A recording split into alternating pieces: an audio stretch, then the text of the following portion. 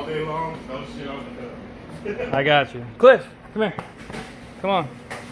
All right, so quick and easy way on how, you good, buddy?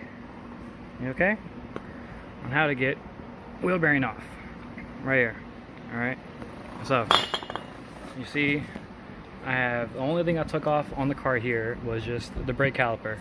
There was nothing else. The camber link's still attached, the end links are still attached. You can see my ratchet is still inside there, and the bolts are easy to get to as long as you don't have like some giant like $20 ratchet Craftsman type of stuff or Husky.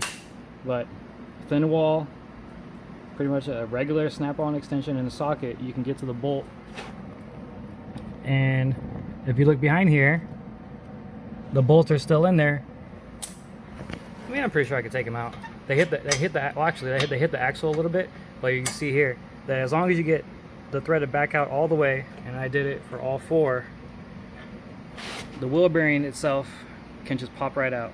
I'll probably show you a clip of it later on the other side when I pop it out, but all I did was just have a few threads on the axle nut, as you can see here, and when I hit it with a hammer, you can hit it with an air hammer too, but most people don't have access to an air hammer.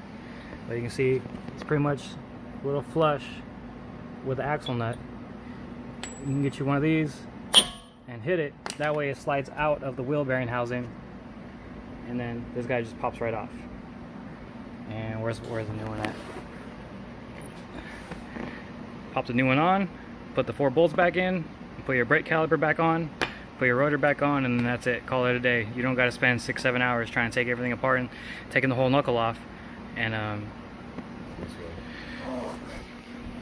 these were purchased at Ford. I got a little lucky, so because they ordered some wrong parts, but I'm not going to go into that. But each wheel bearing here is about, I think it was about $165 each. Me, they got a little bit lucky because they ordered the wrong parts, so they gave me a discount. I'm not going to tell you which Ford because I'm not really going to do that, but yeah, that happened. So about $165 each. They did come with a replacement bolts for here. I mean, you can move the axle back. You can see that, move the axle back a little bit, get the bolts out, replace them, because they do, any, I guess, kind of wheel bearing housing, they do recommend to replace the bolts when you do remove them. Time, you're probably going to spend, this literally probably took me about 45 minutes, not even that, to do it. And if you're somewhat mechanically inclined, this is a pretty simple job. The only constraint that you're going to have is just, you know, the size socket you're going to have. As long as you don't have a big super thick socket, you'll be able to fit inside to put it on the head of the bolt in between the axle and get it out. That's about it. And yeah, I mean, it's kind of a good learning experience and do it on your own. The only reason we replaced these was this one was actually wobbling. We can actually pick up the top of the tire and tilt it from top to the bottom. And if I get you a good example, I don't know if this one does it. I'll just show it later. I'm pretty sure I can find a picture of a shaky wheel bearing somewhere. But when you move it, the wheel bearing itself will tilt up and down like that, because the bearing has actually worn out inside here. So that's that.